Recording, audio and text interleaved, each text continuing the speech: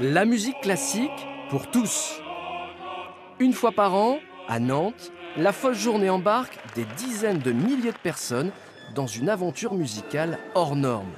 Des centaines de concerts, accessibles et de qualité, sont donnés en l'espace de quelques jours.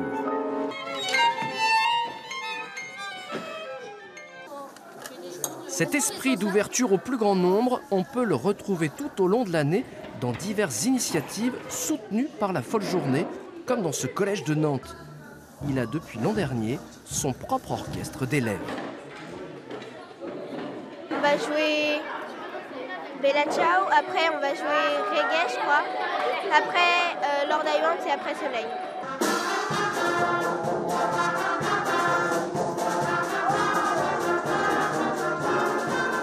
Le jeune orchestre de cuivre entame tout juste sa deuxième saison. Et il est déjà bien installé dans les murs du collège Sophie Germain, pour le plus grand plaisir des élèves et des parents. J'aime bien l'orchestre, donc c'est bien. Je trouve que c'est super bien. C'est extraordinaire, c'est pas comme dans les autres collèges, il n'y a pas d'orchestre comme ça.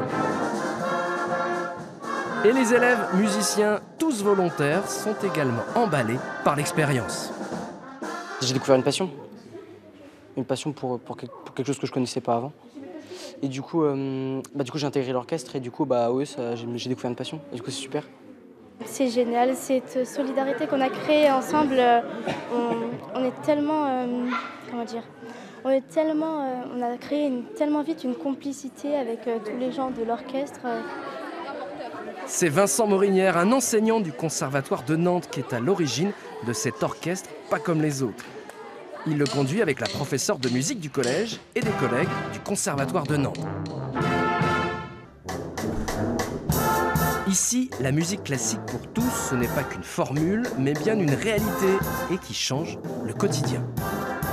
Dans l'orchestre, il y a, je sais pas, à peu près la moitié des enfants, enfin des adolescents, qui n'auraient jamais pratiqué la musique si la musique n'était pas venue à eux dans le collège. Voilà. C'est une réalité. Il y en a qui auraient peut-être pu pratiquer ailleurs, mais c'est ça que je trouve intéressant, c'est d'amener la pratique musicale dans les endroits où il n'y en aura pas spontanément. Dans le public, deux spectateurs très attentifs, le principal du collège à gauche et le directeur adjoint du conservatoire. Pour eux, pas de doute, cette pratique pédagogique exigeante et de qualité n'a que des avantages. La musique, on démarre à un instant T, c'est pas après, c'est pas avant. C'est faire attention à ce qu'on entend autour de soi, à ce qu'on perçoit et qu'on adapte, et on adapte son comportement à ce que font les autres. C'est des compétences de ce type-là qu'on voit progressivement s'affiner et dont les élèves commencent à prendre conscience.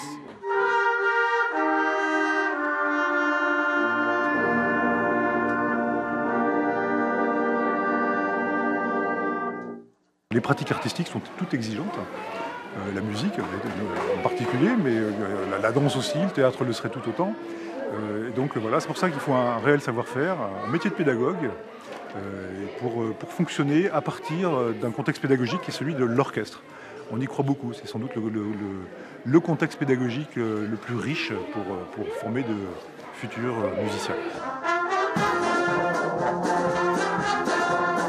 Pour répéter et pour progresser tous ensemble, les jeunes se retrouvent pas moins de 3 fois par semaine. Et pas question de relâcher la tension. La musique, c'est du plaisir, mais c'est aussi du sérieux et de la précision.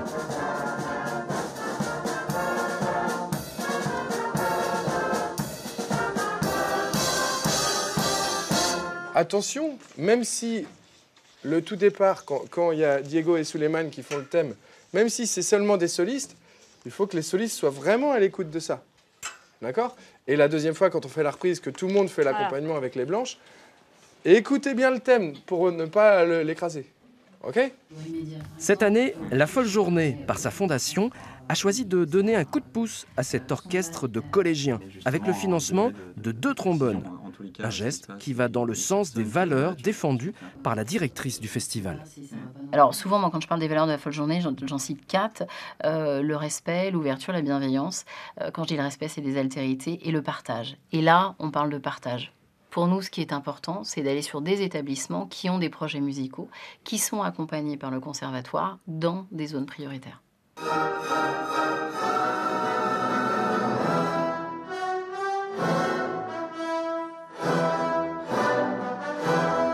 Le thème du partage se joue aussi entre Folle Journée et Conservatoire de Nantes lors d'un concert unique d'avant-festival. Il est donné par les jeunes musiciens de l'orchestre symphonique du 3e cycle.